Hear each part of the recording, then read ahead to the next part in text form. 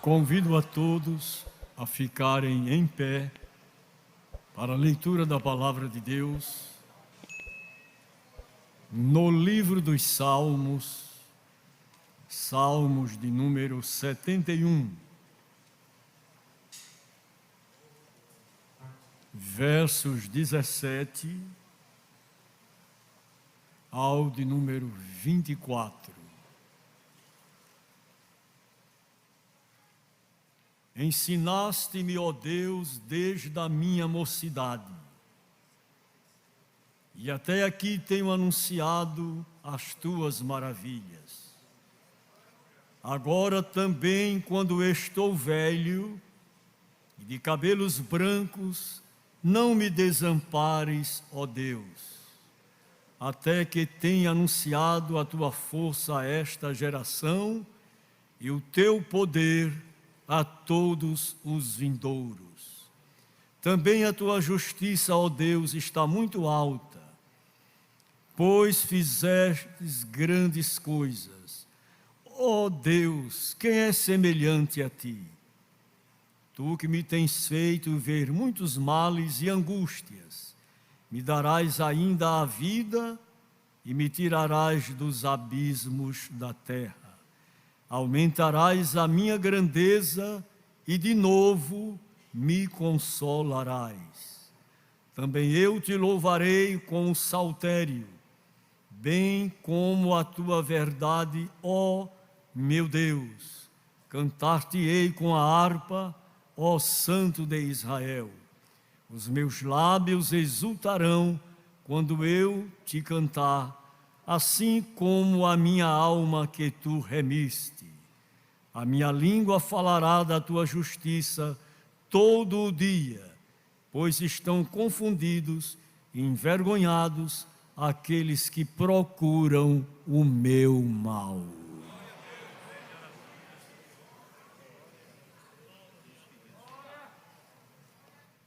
E dos queridos irmãos, quem mais necessita das orações? Também orem por mim, por minha família. Quero convidar o nosso companheiro, pastor Isaac Xavier, para orar ao Senhor, apresentando os pedidos que foram levados em consideração. Saúdo a todos com a paz do Senhor. Soberano e eterno Deus, para sempre seja louvado o teu nome, Senhor, porque tu és Deus dos deuses, Senhor dos senhores. Te agradecemos, ó Pai, pela leitura da tua palavra, palavra que nos traz conforto, Senhor, em ti. Senhor, meu Deus, queremos também, nesta oportunidade, apresentar todos os pedidos que foram feitos, porque tu conheces a necessidade de cada um de nós. Visita, Senhor, os hospitais, os presídios, aqueles que estão nas ruas sem destino.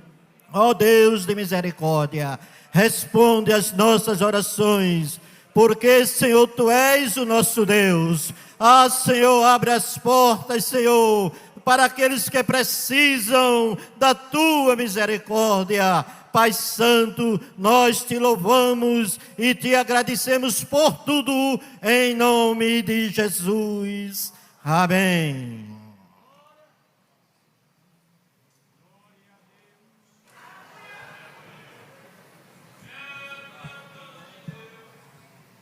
Queridos, fiquemos atentos.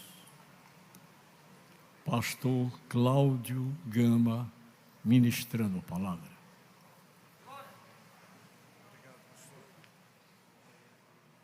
Meus irmãos, a paz do Senhor. Deus seja louvado por tudo.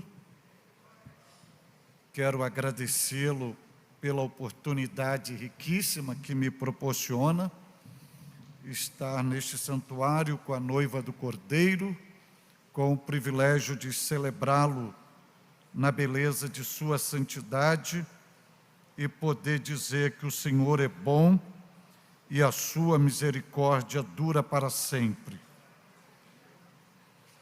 de toda a minha alma, externar o meu júbilo de gratidão a Deus pela vida, pela família, pelo ministério do pastor José Carlos de Lima, agradecê-lo pela generosidade para comigo, acolhendo-me nesta casa, estendendo as suas mãos sacerdotais sobre a minha vida e permitindo-me servir ao Senhor hoje, debaixo de sua autoridade pastoral, sacerdotal e ministerial. A nossa oração é que o Senhor conceda-lhe cada vez mais saúde e longevidade, sustentando-o com as suas potentes mãos e abastecendo-o com a sua preciosa graça para continuar resplandecendo a luz da glória do Evangelho de Cristo, fazendo a expansão do reino de Deus, demolindo as fortalezas de Satanás e glorificando o nome de Jesus.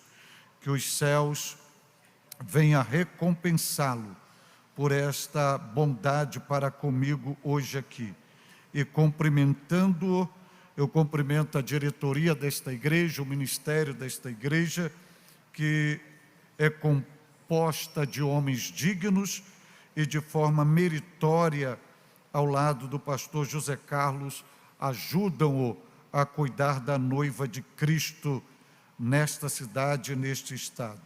Agradecer ao pastor Daniel Ferreira, que foi o instrumento que Deus usara mediando a nossa chegada até o estado, e agradecer ao pastor Edson Alves, que tem doado o seu tempo, a sua saúde, seu veículo, transportando-nos e cuidando da gente e prestando um serviço com excelência ao reino de Deus.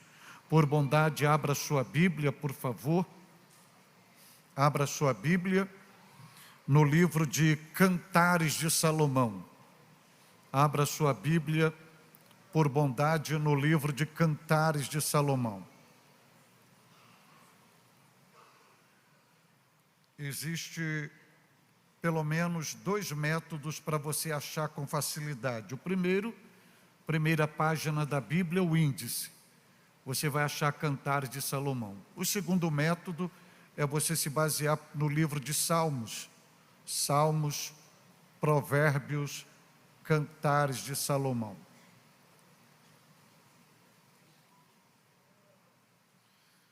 Se você achou esse texto da Bíblia, Salmos, Provérbios, Cantares de Salomão, é um livro pouco utilizado por nós, mas é riquíssimo quanto os Salmos de Davi. Cantares de Salomão.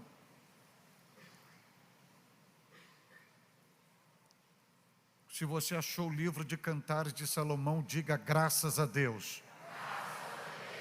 Agora vá no capítulo 2 e o versículo 11 e 12. Cantares de Salomão, capítulo 2, versículos 11 e 12. Diz a Bíblia, palavra do Senhor: eis que passou o inverno, a chuva cessou, esse foi. Aparecem as flores na terra, e o tempo de cantar chega ou chegou, e a voz da rola ouve-se em nossa terra. Amém. Eu vou pedir uma generosidade aos irmãos. Mantenha a sua Bíblia aberta. Eu vou fazer uma ministração expositiva e é muito importante que os irmãos mantenham a sua Bíblia aberta para conferir aquilo que vai ser ministrado. E antes de apresentarmos o pano de fundo desse texto, eu gostaria de convidá-los a olhar para o versículo 11. Vê se no versículo 11 você tem presente nele chuva. Vê se tem chuva no versículo 11. Vê se você visualiza uma estação chamada inverno, também no versículo 11. Olhe para o versículo 12, vê se você vê flores. Então você tem uma primavera. Ainda no versículo 12, vê se você tem um cântico de pássaro. Tem. Vê se você vê a chegada de um tempo de cântico, de louvor. Tem. Ok.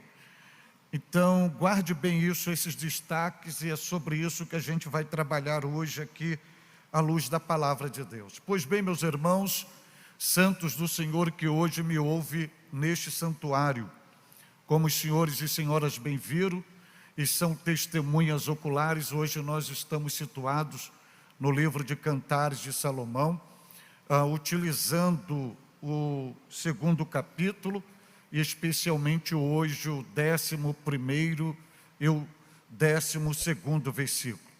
Cantares de Salomão, também conhecido como Cântico dos Cânticos. A Bíblia vai nos mostrar que Salomão cantara 1005 cânticos, escrevera 3000 provérbios, e dos 1005 cânticos aprove o bendito Espírito Santo, na sua regência operacional e inspiradora, pegar esse cântico e inseri-lo no cânon sagrado para ser o nosso manual de regra de fé. Nós, da família cristã, temos pouco contato com o livro de Cantares de Salomão. Haja vista que no meio das provações, das lutas da vida, nós recorremos ao Salmo 125, 121, 91, 46, 23, mas sequer recorremos ao livro de Cantares de Salomão, porque nós, numa perspectiva, olhamos para Cantares de Salomão e vemos nele apenas um manual de vida conjugal. Sim, é um livro que tem uma série de lições, de aplicações para uma vida conjugal salutar, estabilizada. Mas o livro de Cantares não é somente um livro de manual para a vida conjugal. Ele é riquíssimo para toda a nossa vida espiritual. E aquilo que nós precisamos de respostas, de crescimento e de fertilizante para a nossa alma, também está no livro de Cantares de Salomão. Por exemplo, se você quer saber sobre Jesus Cristo e uma visão plena cristocêntrica da pessoa de Jesus, da natureza de Jesus, do ministério de Jesus, da operacionalidade de Jesus, da grandeza de Jesus, da glória de Jesus, Cantares de Salomão. Mas você quer uma visão eclesiológica e você quer saber da igreja, a origem da igreja, a característica da igreja, a figura da igreja, a identidade da igreja, o ministério da igreja, o triunfo da igreja, o destino da igreja, o arrebatamento da igreja, Cantares de Salomão. Mas você quer saber sobre o Espírito Santo, e numa visão pneumológica você vê aqui a pessoa do Espírito Santo, o símbolo do Espírito Santo, o ministério do Espírito Santo, a obra do Espírito Santo, e aí a ação operacional do bendito Espírito Santo. Mas você quer uma visão escatológica e você quer os sinais da vinda de Jesus, Cantares de Salomão. Você quer o arrebatamento da igreja, Cantares de Salomão. Você quer a grande tribulação, Cantares de Salomão. Você quer o governo milenial de Jesus Cristo, Cantares de Salomão.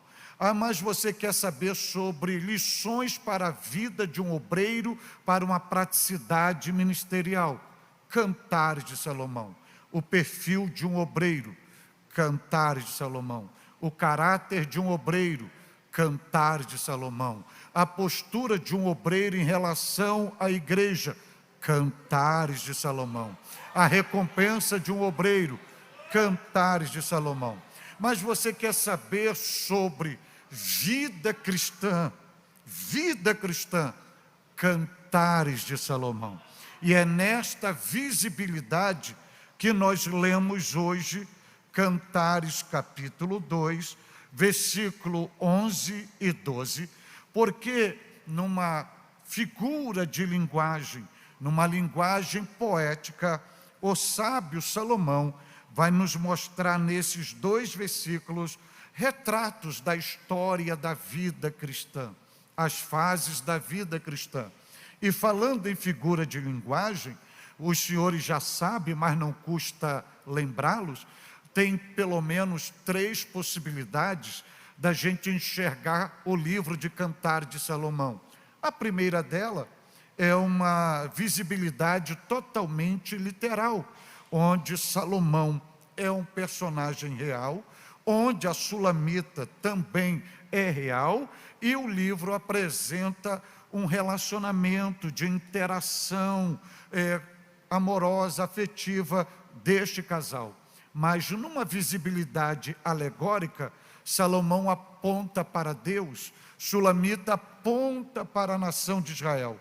E numa visibilidade tipológica, Salomão é um tipo de Cristo e Sulamita é um tipo da igreja. Então, todas essas possibilidades nos possibilitam olhar para Cantares de Salomão nesses 2 versículos e visualizarmos a história da vida cristã. E falamos em vida cristã, você vai olhar aí, pedir para os irmãos observarem que tem inverno, que tem flores, que tem cântico, e tem pássaro cantando na terra. Então você vai ver aí as estações. E nessas estações é uma projeção tanto poética quanto profética do retrato da história da vida de cada um de nós. Logo, esses 2 versículos apontam para nós que a nossa vida não é estática, que a nossa vida não é parasitária, que a nossa vida não é uma vida inerte. A nossa vida é uma vida de estações, que você pode chamar de estágios, que você pode chamar de fase, que você pode falar de épocas, que você pode chamar de tempo. Isso significa dizer que a cada dia nós estamos em mutação, nós estamos em transição e nós estamos vivendo algo novo. Isso Deus estabeleceu também para nós.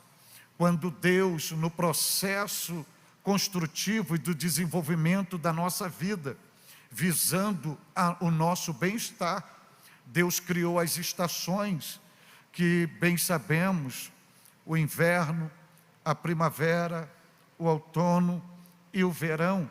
E a nossa vida cristã também são pautadas por essas 4 estações.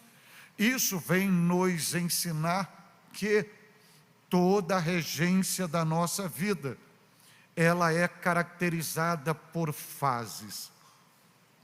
E Deus vai sinalizar isto no processo criativo, em Gênesis capítulo 1, no 4º dia. Você vai ver Deus criando no 4º dia. Em primeiro lugar, Ele cria o céu, o sol. Em segundo lugar, Ele vai criar a lua. E em terceiro lugar, Ele vai criar as estrelas. Esses luminares, tudo na Bíblia tem uma projeção profética, cristocêntrica e dimensional pela dispensação da graça. Quando Deus cria no 4º dia, o 4º dia simboliza o mundo. E no 4º dia Deus cria o sol, projetando Cristo. E depois do sol Ele cria a lua, uma projeção tipológica da igreja.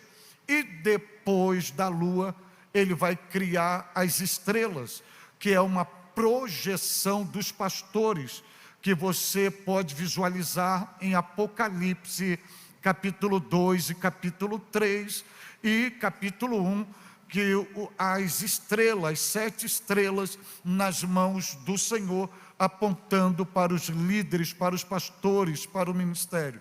Então veja, primeiro Cristo, que é o sol, depois a igreja não tem luz própria como a luz que a igreja tem é de Cristo, a lua reflete a luz do sol, como a igreja reflete a luz de Jesus, e depois da igreja os ministros.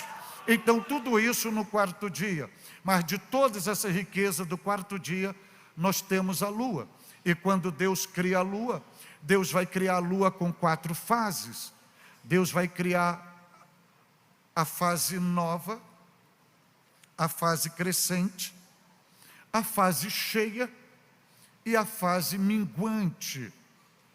E em cada fase há um retrospecto no oceano, na terra, pelas fases da lua. Então, a lua tem a sua fase nova. Então, naquela fase, tudo é novidade. E depois que ela vive a novidade, ela começa a crescer. E na fase crescente é desenvolvimento. E depois que ela cresce, ela vai viver a fase cheia. Só que quando ela está vivendo a fase cheia, querendo ou não, isso não está na autonomia dela, ela vai viver a fase minguante. É justamente o que Deus faz conosco.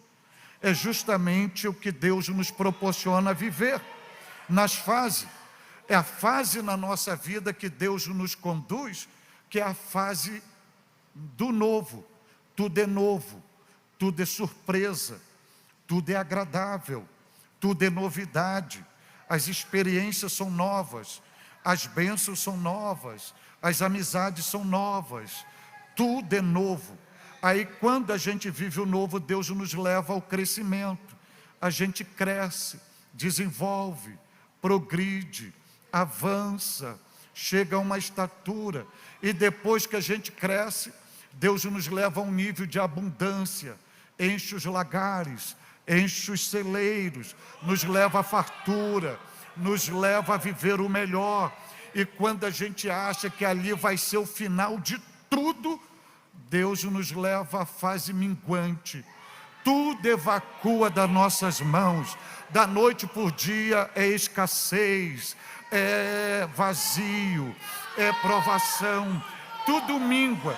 Aí você pergunta, é injustiça de Deus, é falta de amor, é falta da justiça, é falta da fidelidade, é falta da bonança de Deus? Não, não é falta de amor, não é falta de justiça, não é falta de fidelidade, não é falta de provisão. É o método pedagógico divino de nos amadurecer, porque Ele não quer que a gente fique acostumado, Ele nos ensina a crescer, a avançar, a progredir, e cada fase da vida precisamos ter estabilidade para não nos perdermos. Aí Deus nos leva à fase do novo, leva na fase do crescimento, leva na fase do enchimento, e depois Ele mesmo permite que tudo se esvazie, só para que a gente venha experimentar o novo de novo, crescer de novo, encher de novo. Este é o ciclo que Deus nos proporciona para nós. E isso está na lua. Quando nós chegamos em Cantares, nós vemos a mesma mensagem, o mesmo projeto, a mesma ideia. E eu quero destacar hoje aqui, convidar aos irmãos a olhar para o versículo 11. E olha aí, veja se tem inverno. Tem inverno? Tem inverno. Eu disse tudo isso para mostrar que o inverno é uma das estações, não só da nossa vida biológica, mas da nossa vida espiritual. E o que a estação do inverno representa na nossa vida cristã? A estação do inverno representa a adversidade, a chegada do dia mau, os problemas da vida. as situações adversas, aquilo que é contraditório a nós. E a estação inverno, nós que estamos em solo brasileiro, no nosso calendário é no meio do ano, o inverno. E quando chega o inverno, Deus não para o céu para se levantar do trono para perguntar à população brasileira: você quer o inverno? Você gosta do inverno? Você aceita o inverno? Você está preparado para o inverno? Você tem agasalho para o inverno? Você tem aquecedor em casa, como lá no sul, como Lages, Santa Catarina, vocês têm lareira em casa? Deus não pergunta.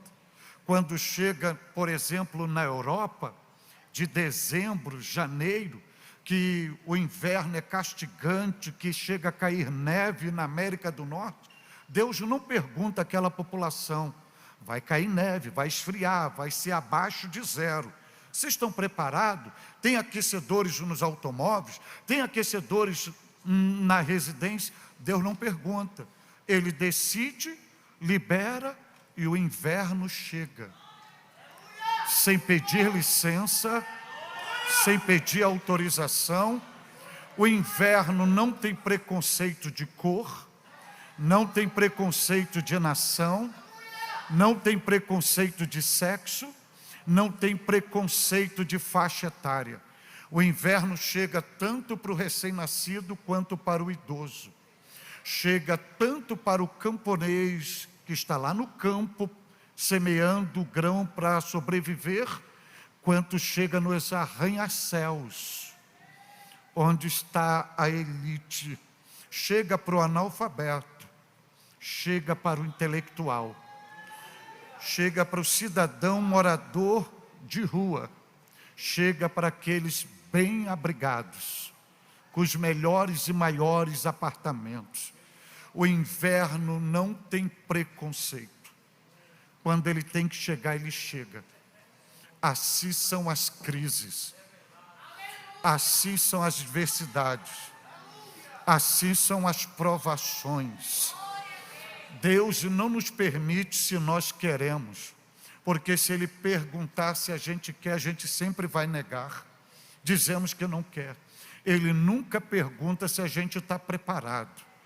Ele permite a estação do inverno espiritual chegar. Há momentos que a gente amanhece sorrindo, num verão, e terminamos no inverno, chorando. Há momento que a gente entra à noite num verão, celebrando. E quando abrimos os portais da vida no dia seguinte, é um grande inverno. E deixa eu dizer algo aqui à luz da Bíblia. Por exemplo, a população que está na Europa e América do Norte, tipo dezembro, janeiro, que foi um período muito grave do inverno e chegou abaixo de zero, chegou a 5 negativo. Se eles pegassem um voo para escapar daquele inverno e viesse para solo brasileiro, em julho, tem um inverno esperando por eles. Porque inverno não se foge. Você pode ir para qualquer lugar do planeta Terra, sempre vai ter o inverno te esperando. É Deus ensinando que de luta não se foge, de prova não se foge, não se muda de lugar, não se muda de ambiente, porque você pode chegar e ali ser a estação do verão, mas por certo vai chegar o inverno. Então o inverno, luta, provação, se enfrenta, se adapta, se encara.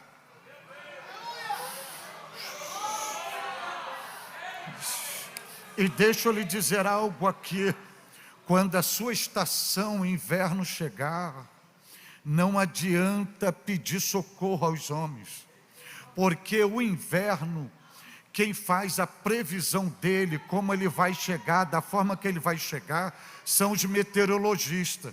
Mas o máximo que eles podem fazer é a previsão. Mas eles não exercem nenhum controle. Quem exerce o controle é Deus. Isto significa dizer que, quando o teu inverno chegar, só Deus exerce o controle. Só Deus diz: aqui é o início, só Ele sabe, aqui é o meio, e só Ele sabe, aqui é o fim. O que cabe a mim e a você talvez a gente não tenha agasalho, talvez a gente não tenha aquecedor no automóvel, na casa, mas não tem como correr da luta, da dor, do sofrimento, da aflição, do choro, da agonia, do dia mau, da tristeza. Não tem como correr. Aí como fazer? Se adaptar, enfrentar, encarar, manter-se firme. Sabe por quê? Porque você não é melhor do que Jesus. Se você ler o Evangelho de João, tem um versículo lá que diz assim: e entrou Jesus no templo, vírgula, porque era inverno. Até Jesus viveu tanto o inverno regido pelo tempo, pela meteorologia, quanto o inverno existencial lá no Getsêmani, falando com os seus discípulos, Pedro, Tiago e João: a minha alma está profundamente triste, eu estou com agonia, eu estou com pavor, eu estou com medo.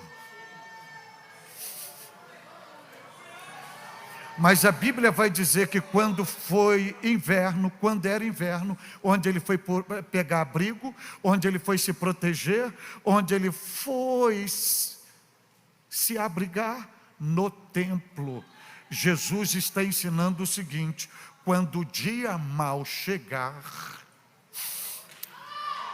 não perca o domínio próprio, não perca a razão, tenha o controle das suas emoções, não tome decisões precipitadas, corra para o templo, porque no templo é o melhor lugar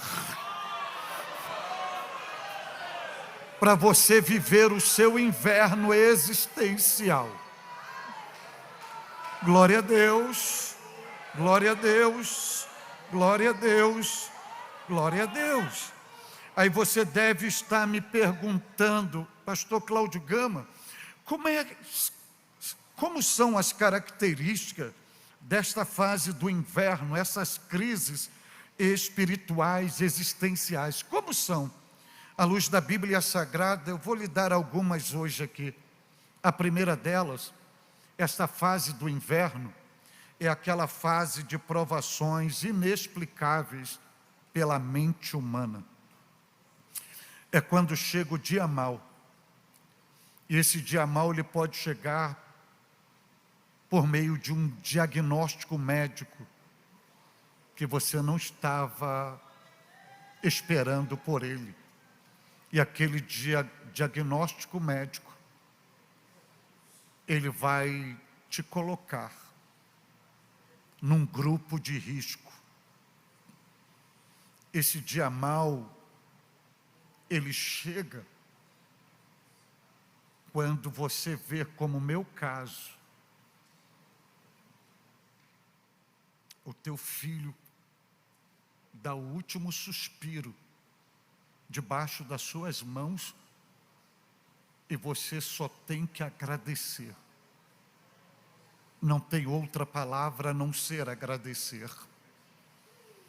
E quando esse dia mau chega, essas provações inexplicáveis, ou quando Deus, como no meu caso, olha para você e diz assim: eu vou te matricular na minha escola da provação, e Ele te matricula sem você pedir para ser matriculado, e Ele te matricula, mas não diz como vai ser a prova, não diz quantas questões você tem que acertar. E a cada dia Ele vai te avaliando, e nesta avaliação Ele vai te espremendo, como uma cana na moenda, Ele vai te quebrando, vai extraindo o teu sumo, até você se sentir um bagaço. Aí você faz uma análise da sua vida, e você diz: eu estou bem com Deus, eu não cometi pecado, eu não rompi com a aliança, eu não feri a sua santidade, eu luto nas minhas limitações para agradá-lo, para orar, para dedicar, minha vida é uma oferta para Ele, e parece que tudo conspira contra mim, e você faz uma análise na sua mente, não tem explicação. Aí você vê que a sua vida está no altar, que você está em comunhão, que Deus, você sente a presença de Deus, que Deus não te abandonou, mas você olha para o teu lado direito, tudo é contrário, olha esquerdo, tudo adverso, olha para frente, é só coisa ruim, olha para trás, é o vendaval, e você diz: onde eu vou parar? Não aguento mais. É o inverno que chegou, é o inverno que chegou. Só que a mente humana não tem explicação para isto, mas a Bíblia tem resposta para isso. E quem vai dar resposta para isso é o apóstolo Pedro. Na primeira epístola, no capítulo 4, no versículo 12, no versículo 13, versículo 14, parafraseando o que Pedro disse, ele diz assim: amados, não estranheis a ardente prova que vem sobre vós, para vos provar, como se alguma coisa estranha estivesse acontecendo. Pedro diz isso: não estranhe isto. Não estranhe. Aí no versículo 14, parafraseando, ele diz assim: bem-aventurados sois. Ele diz: vocês não são malditos, vocês não são desgraçados, vocês não são abandonados, vocês não são rejeitados, vocês são bem-aventurados. Se pelo nome de Cristo vocês são vituperados, sabe por quê? Porque vocês não são carnais, vocês não são levianos, vocês não são pecadores, e vocês não quebraram a aliança. Bem-aventurados sois, porque sobre vós repousa o Espírito da glória de Deus.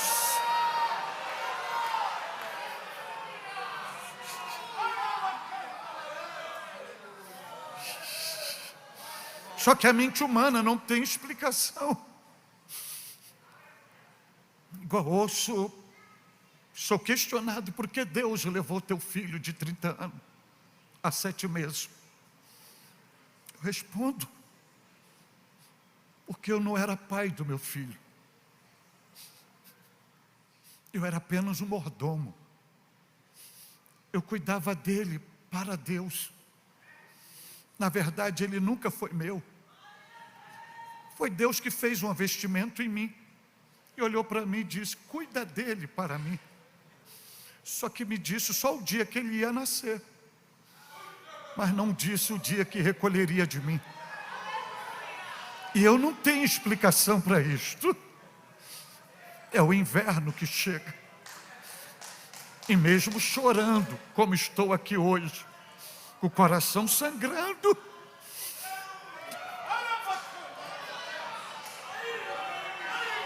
mas no meio do inverno, olhando para Ele, dizendo: eu te amo, eu não abro mão de ti, eu não tenho outro bem além de ti, tu és o meu quinhão, tu és a minha porção, tu és a minha herança, tu és o meu tudo. Mas é o inverno, e quando o inverno chega,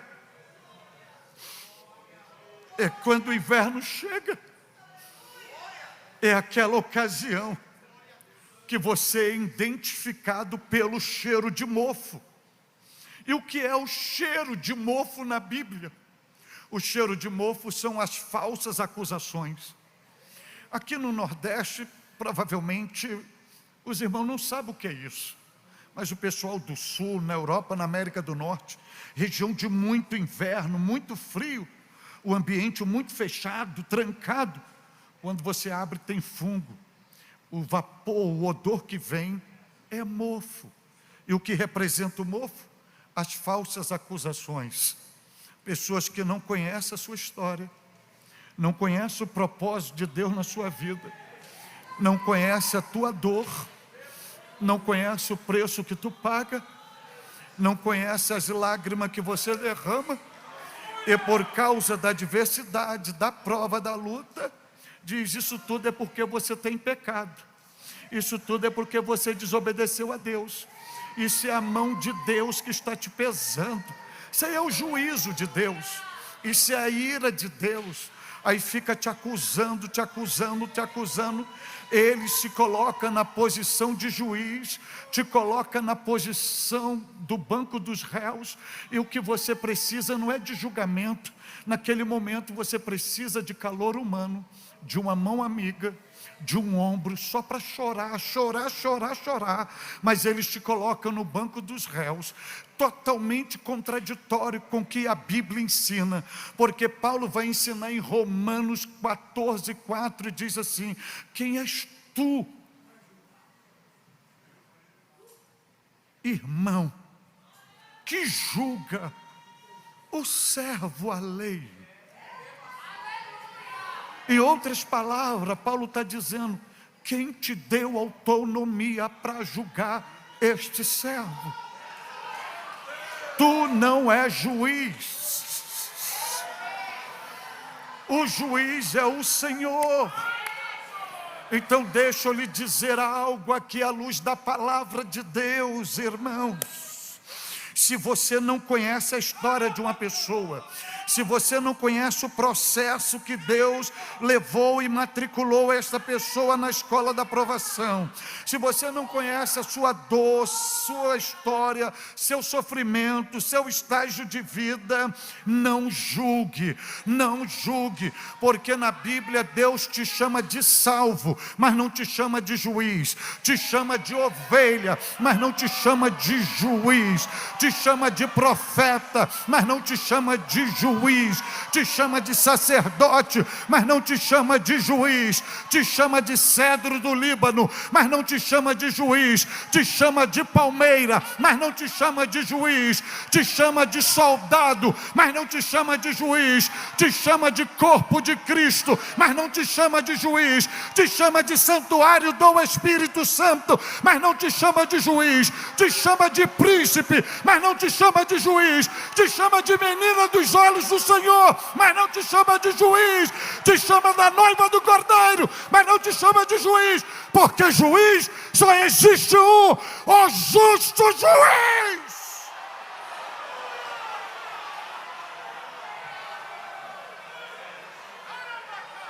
E Paulo canta em Romanos capítulo 8,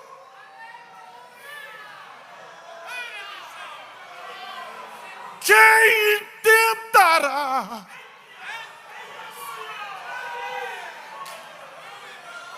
em julgar os escolhidos de Deus, se é Deus que os justifica?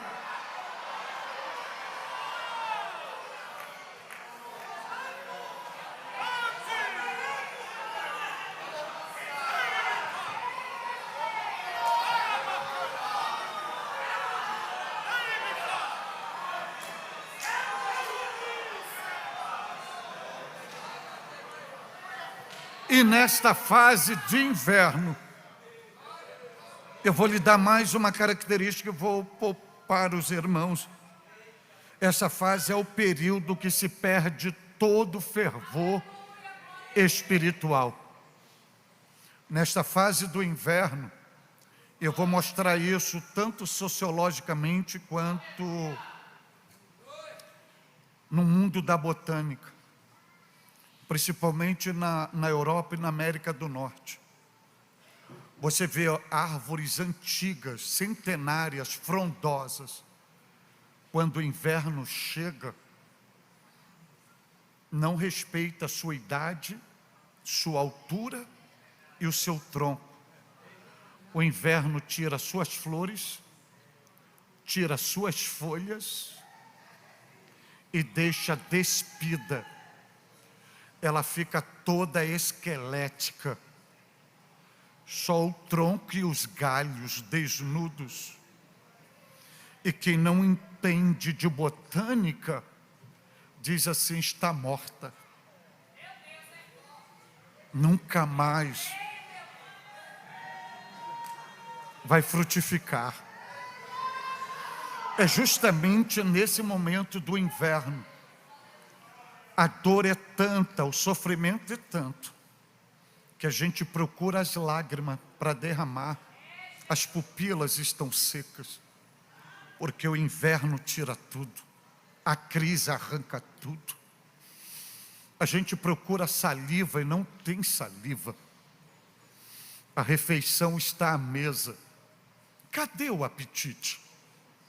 Porque o sofrimento arranca tudo de nós, deforma a gente, desfigura a gente. E isso é bíblico, porque Salomão vai dizer que o coração alegre formoseia o rosto. Mas o inverso disso é que o coração triste, você não precisa dizer e fazer de conta que está alegre, é expresso no seu semblante, porque a dor te desfigura. Você não tem prazer de pentear o cabelo, de lavar o rosto. Você amanhece o dia e termina os dias do mesmo jeito, porque te arranca tudo. Aí você diz: vai para orar. Aí você vai para orar, já não tem mais palavras para dizer. Esgotaram todos os seus pedidos. Você não tem mais como cantar, porque não tem força. A Bíblia está diante dos teus olhos, cadê o ânimo para sequer se aproximar dela? E isso não tem nada a ver com pecado. Isso não tem nada a ver que você está desviado, afastado da presença de Deus. Isso é a crise que chegou. É o inverno. E quem nos vê esquelético, na pele e no osso, como a árvore sem folha, só nos galhos, como quem não entende de botânica diz: está morta. Quantos decretam a nossa morte? Quantos não fazem o nosso velório existencial? Quantos dizem: não sai dessa, acabou, não tem mais jeito, entrega, renuncie, se afaste, acabou tudo, está morto. Mas deixa eu dizer algo: a árvore, mesmo despida, ela só tem aparência que está morta, mas ela não está morta, porque dentro dela tem uma seiva que homem não vê, mas ela desfruta desta seiva, chamada caule, que a mantém viva. É justamente o que acontece conosco. Estamos na pele e no osso. Às vezes não conseguimos andar com os pés, andamos de joelho. Às vezes não andamos de joelho, nos rastejamos e diz: está morto. Não estamos, só temos a aparência que estamos mortos. Sabe por quê? Porque dentro de nós tem uma seiva divina, chamada Espírito Santo, que nos mantém vivo e diz diariamente: não temas, não temas, estou contigo, é só uma fase, vai passar, vai passar, vai passar.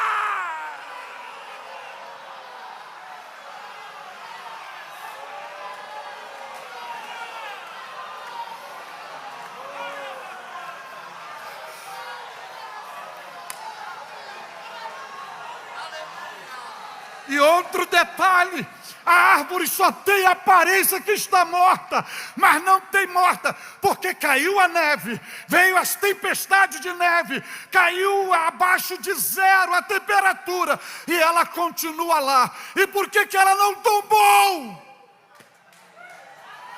Porque o segredo das forças dela e da segurança dela não está nas folhas, não está na aparência, não está no fruto e não está nos galhos. Ela não tombou porque ela tem raiz. A raiz está profunda. Sabe por que entra luta e sai luta e você está aqui? Porque você tem raiz. Porque você tem raiz. E hoje você pode cantar igual a Jó. Eu sei que o meu Redentor vive. Você pode cantar igual a Paulo. Eu sei em quem tenho crido.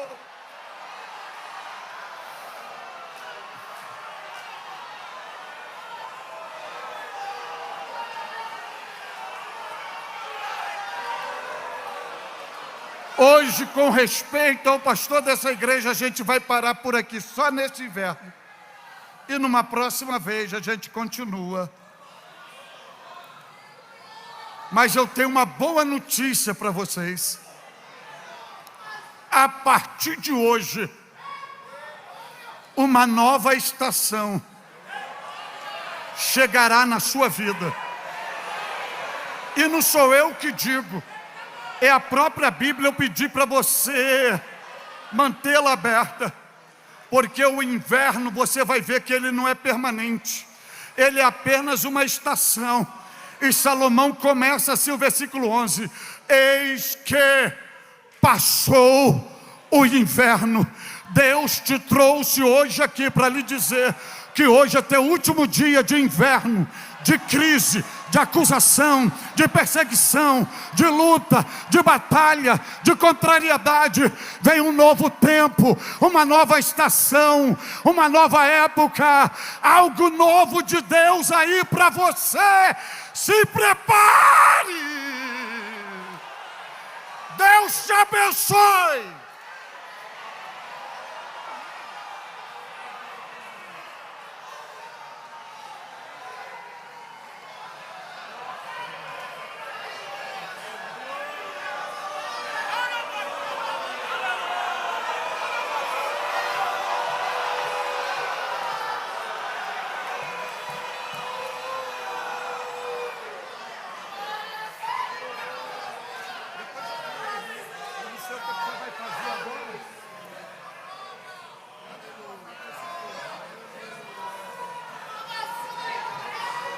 Quem mais necessita das orações?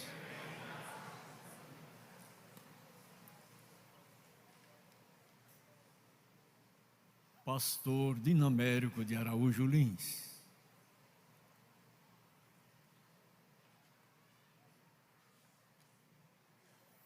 Saúde, amada igreja, com a paz do Senhor. Quem necessita de oração, oremos um pelos outros. Soberano e eterno Deus, maravilhoso Jesus, damos-te graças por tudo quanto tens feito por nós neste dia, nesta noite, neste culto tão abençoado, que ouvimos a tua voz aos nossos corações, usando o teu servo através da tua preciosa palavra. Pedimos a tua bênção, Senhor, sobre a família do teu filho que ali passou a estar contigo definitivamente. Ajuda, Senhor, a convenção geral. Deus, aquela convenção ali no Pará, que tudo seja concorrido para a honra e a glória do teu nome. Abençoa também o pastor da igreja, pastor José Carlos de Lima, sua família, orienta, dirige e guarda o Senhor nesta grande cidade, nesta grande jornada, neste grande país, no teu serviço, Senhor, Pai de eterna bondade. Abençoa a tua igreja, despede-a em paz cada um aos nossos lares. Dá-nos uma noite de paz, uma noite tranquila, uma noite feliz, debaixo da tua mão potente e poderosa. Nós te agradecemos por tudo, no nome de Jesus. Amém. Por gentileza, curvem as vossas cabeças e recebam a bênção apostólica. Pastor Cláudio Gama.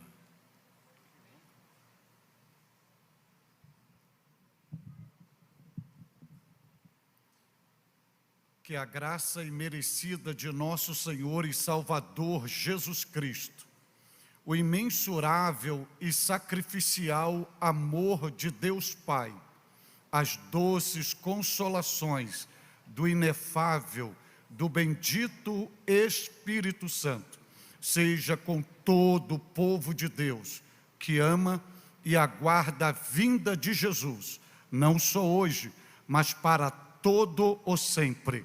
E todos que têm essa esperança, digam amém. Assembleia de Deus, vem comigo.